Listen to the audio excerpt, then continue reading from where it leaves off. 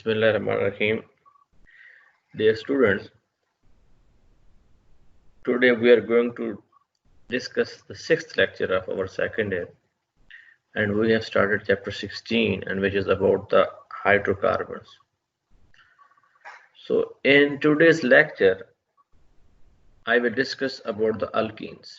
So first I will focus on the nomenclature of the alkenes, then their relative stabilities, then a little bit discussion about the structure, and then very important article about the preparation of the alkenes, and then detailed discussion about the chemical reactions of the alkene. So I will discuss one of them, and we will discuss the remaining reaction in the next lecture. So first move to the nomenclature of the alkene.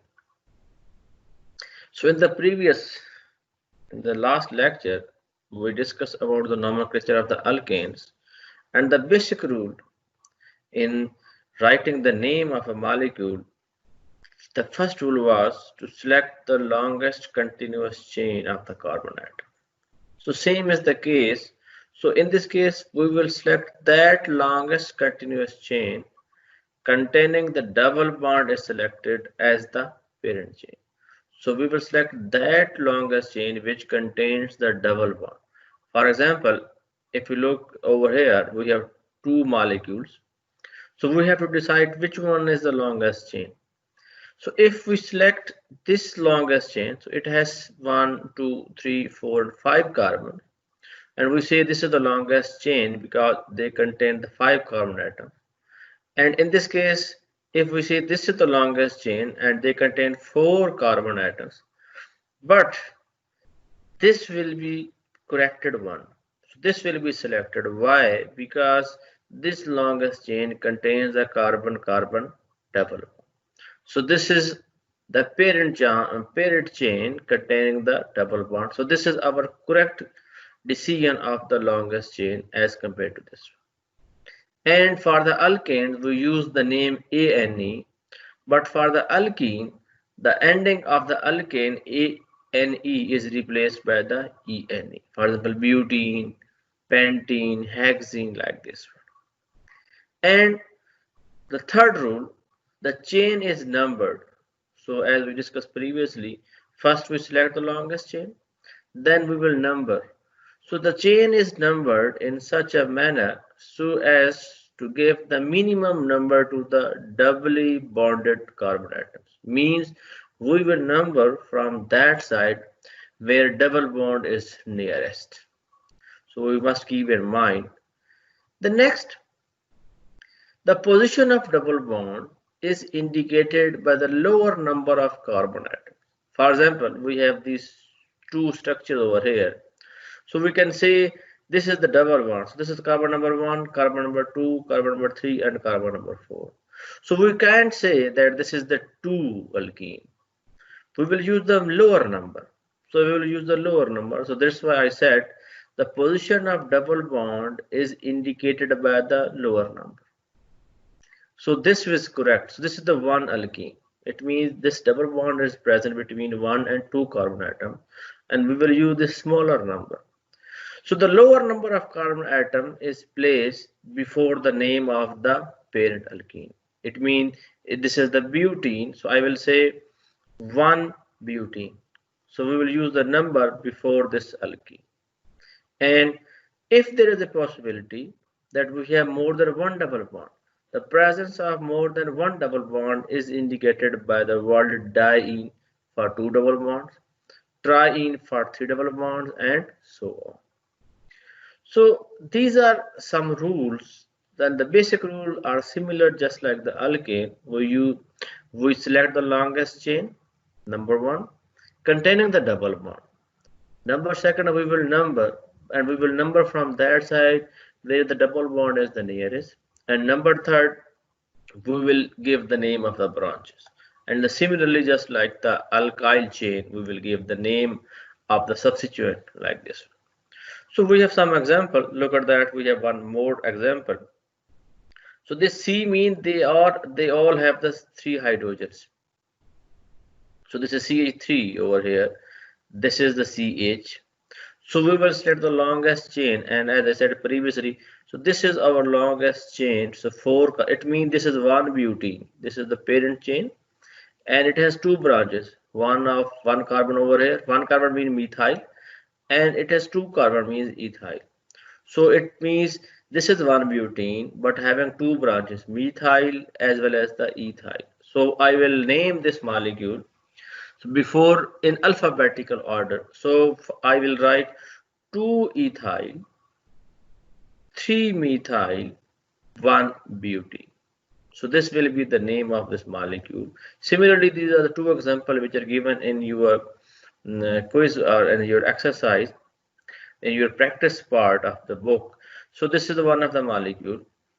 So we will number from that side where the double bond is the nearest. So 1, 2, 3, 4, 5, and 6. And if I move from the right side, 1, 2, and 3, and 4. It means again this double bond is present between 3 and 4 carbon. So either way is suitable.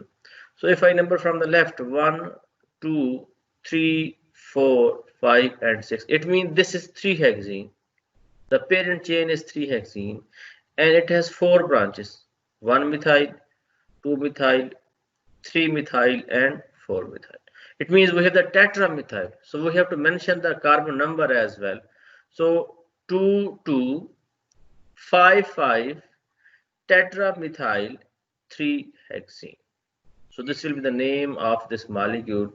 And look at this molecule. We have 2 double bonds. Because we have 2 double bonds, so it will be diene. So first we number. So we will number from the left. Why? Because the carbon double bond is at the number 1 position. So 1, 2, 3, 4, and 5. So this is a 1 and this is a 3. So double bond is present at carbon number 1 and carbon number 3. And this is pentane. So this is pentadienes because they have the 2 double bonds. So pentadie. So this is about the nomenclature, the naming of the organic molecule containing the double bond. Next, move to the stability of the alkene. So alkene, we know that this is the double bond. So their stability can be discussed by 3 ways. Number 1, the degree of substitution. So for example, this is the molecule, this is the carbon-carbon double bond. So this is a tetra substituted. So it has 4 groups attached with this alkene. So according to a rule, and there is some rule, Hoffman rule like this one, that more substituted alkene, that is the favored.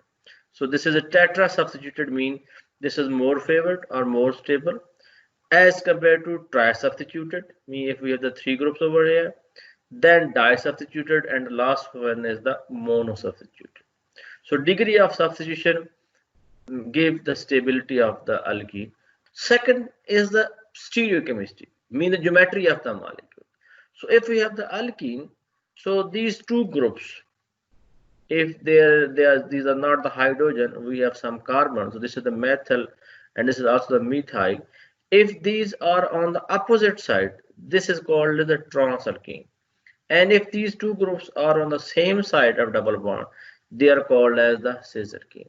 So the transalkene, it means transalkene, they are more stable than the cis. The reason is, so these 2 groups, if they are on the same side, they causes some repulsion. So they cause some electronic repulsion. So that's why in this trans form, these 2 groups are in the opposite situation. So this alkene is more stable. The number 3rd is a new topic, a new heading for you. This is the conjugated alkenes are more stable than isolated. So conjugated means we will discuss in the next topic. So this is one of the molecule, 1, 2, 3, 4. This is 1,3-butadiene. This kind of molecule having alternate double bond, single bond, double bond. Such kind of situation is called as conjugation. And such molecules are called as conjugated molecules. So in this case, this molecule is conjugated. So because of the conjugation, the molecule become more stable. So we will discuss later on in the next lecture that what are the conjugated and isolated bonds. So this 1,3-butadiene is more stable than 1,2-butadiene. So reason is the conjugation. So this is the stability of the alkene. Next, if we go to structure, and we know that this is a double bond between two carbon atoms. So each carbon of this alkene, that is sp2 hybridized. And after the sp2 hybridization, we have three hybrid orbitals. So they overlap with each other to make a sigma bond. So this carbon having three hybrid orbitals, one will overlap with this hydrogen, second will overlap with this hydrogen, and the third one overlap with this carbon and make a sigma bond. So this carbon-carbon is a sigma bond. This carbon-hydrogen, they all are sigma bond. And we know that each carbon contains 2p orbital, which is the unhybridized, and they are parallel to each other, and they overlap and they make the double bond. So this is the pi bond. So this bond length, this is shorter because of this double bond as compared to alkane. So this is about 1.34 angstrom. So this is the shorter bond length as compared to the alkane. So this is about the structure of the alkene and this molecule. So this bond angle is 120 and this is a planar shape. So this double bonded alkene, a carbon, this is a planar shape, and because of this sp2 hybridization. So this is about the structure of the alkene. Then if we move to the preparation, so different methods are available for the preparation of the alkene, and very well known two famous methods we are going to discuss over here. The first is the dehydration of alcohol. So these two methods, they are similar or the same method which are given in the 10th class. So this is just only the revision and a little bit more explanation. So dehydration of the alcohol, D mean removal, hydration mean water. So removal of water from the alcohol, we can make the alkene. So this is the elimination or removal of water from the alcohol. So this removal of water is called as dehydration. So in this case, this is the molecule alcohol, they have the OH as a functional group. So this carbon which is attached to the OH, this is called alpha carbon, and the next carbon is called as the beta carbon. So OH removed from the alpha carbon and hydrogen removed from the beta carbon. So this removal of water and there is a double bond. So alkene is formed. And we choose some dehydrating agent, for example, aluminum oxide at 340 to 450 degrees centigrade. Similarly, we can also use some more dehydrating agents, for example, P4O10, H2SO4, H3PO4. They are also used for the dehydration. So generally, we know in the books we use the concentrated sulfuric acid for the dehydration. And this ease of dehydration of various alcohol, it depends on the structure. We have three kinds of alcohol. One is called as the primary alcohol, secondary alcohol, and tertiary alcohol. So this alcohol in which the carbon which is attached to the functional group is directly linked with one carbon. Such kind of alcohol is called as the primary alcohol. So for ease of dehydration, so tertiary alcohol, they are going to under dehydration very easily as compared to secondary, and this will undergo dehydration easily as compared to the primary. So this is the primary alcohol. For the secondary alcohol, this is secondary alcohol, the carbon which is attached to the functional group is directly linked with two carbons. So this is called secondary alcohol, and for that purpose we use 75% sulfuric acid for dehydration. So this is the OH, and one of the hydrogen replaced from here, you are getting the double bond over. So there is another possibility that hydrogen can remove and we can get double bond over here as well. So anyhow, at the moment we have this alkene, and for the tertiary alcohol, the carbon which is attached with the functional group is directly linked with three carbons, such called as the tertiary alcohol. So in this case, we use 20% sulfuric acid. It means we are using little quantity of sulfuric acid and it is undergoing the dehydration. That's why we said the ease of dehydration is tertiary alcohol more easy, then secondary, and the least one is the primary. So this is the dehydration of alkene and dehydration of the alcohol for the synthesis of the alkenes. And we said this is the order of dehydration. So tertiary, the reason is the way of the mechanism. So in the tertiary alcohol, the mechanism which are going to make, which is through this reaction takes place, they make more easily alkene as compared to the secondary as well as the primary. Next, the second method, that is the dehydrohalogenation of alkyl halides. Alkyl halides mean when any alkyl group is attached with a halogen, that is called as alkyl halide. So removal of, so D mean removal, hydro mean hydrogen and halogen. So removal of hydrogen and halogen from alkyl halide, that is called as dehydrohalogenation. So this is one of the example. So in the previous slide, this was OH, but now it is the X, mean any halogen. So again, this is the alpha carbon, this is the beta carbon. So halogen with hydrogen. So HX, removal of HX, and we're getting the double bond over here. This is called dehydrohalogenation. And for that purpose, we use the alcoholic KOH, mean we use the potassium hydroxide in alcohol. So it will remove the hydrogen and halide, and we will get the double bond over. So for example, this is the ethyl bromide and alcohol KOH. So it is HBr is going to remove, and we are getting the alkene. So this K will combine with Br, make the KBr, and this H will combine with OH and make the water. So this is another example. So this is the propyl bromide. So KBr and OH will remove the hydrogen from the adjacent carbon atom. That's why we will get the double bond between two carbon atoms. So the H and Br, this is the removal from the adjacent carbon atom. So this is called as dehydrohalogenation. So there are various methods for the preparation of alkene, but in your book, these two methods are given. Next, move to the reactions, reactivity. So in the alkane, we know that it was all a sigma bond, and it was very stable. So that was not going to easily react with the electrophile as well as the nucleophile, not even oxidizing agents like this one. But now in the alkene, and yes, in the alkane that was saturated. So there was only substitution reaction. But here we have a double bond, mean one sigma bond as well as the pi bond. So this pi bond is weak than sigma bond. So it requires less energy to break the pi bond. So it will require little energy and the pi bond will break. So when pi bond will break, it means we can add something.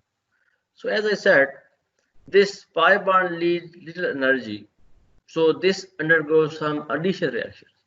Because this double bond is unsaturated, so addition can take place. Mean pi bond will break and something going to add into that. So this means this alkene, they show the addition reaction. And this addition reaction is not a simple method. This addition takes place by some special mechanism that is called as electrophilic addition. And we will discuss later on. Electrophilic addition means they will attack, the double bond will attack on the electrophile first. So it involves the change of pi bond to sigma bond through addition reaction. So this slide is very important to discuss the reactivity of alkene. So the most of the reaction of the alkene, they are addition reaction, because double bond will break and they convert it to the single. So the first reaction, which is of the alkene, that is the hydrogenation. So hydrogenation means addition of hydrogen. So a process in which a molecule of hydrogen is added to an alkene in the presence of catalyst and at a moderate pressure to give a saturated compound is known as catalytic hydrogenation. In other words, I say that hydrogenation means addition of hydrogen. And there is an exothermic process. So a lot of energy is released, and that is called as heat of hydrogenation. So the catalyst which we use for the hydrogenation are platinum, palladium, or Raney nickel. So the Raney nickel, they are used for the hydrogenation. So this Raney nickel that is prepared by treating nickel aluminum alloy with caustic soda. Caustic soda means sodium hydroxide. So by reacting this one, we produce the hydrogen. So this hydrogen, which is produced during a reaction, that is called as Raney nickel. So this hydrogen is used for the hydrogenation. So this is one of the example. So there's a double bond. So hydrogen. So one hydrogen will add to this carbon atom. The second hydrogen will add to this carbon atom, and double bond will change to the single. Similarly, we can see this is the benzene. They has a 3 double bond. It means the 3 molecule of hydrogen will add. Because for 1 double bond, we use 1 molecule. For 3 double bond, we will use 3 molecule, and it converted into the cyclohexane. And we use the hydrogen, which is produced by the Raney nickel. So this is the method for the hydrogenation. So this hydrogenation is very useful for industrial point of view, because it can be used for the conversion of oil into the ghee by the hydrogenation, because oil is unsaturated and is converted to saturated by the addition of hydrogen in the presence of nickel. So these are some topics which we discussed today. So first we move towards the nomenclature of the alkene, then their stability, structure of the alkene, and then I discussed 2 methods for the preparation of the alkene and 1 method and 1 chemical reaction of this alkene. So in the next lecture, we will discuss in detail the different reactions of the alkene. So if you have any question, you can ask me in the comment box. Thanks.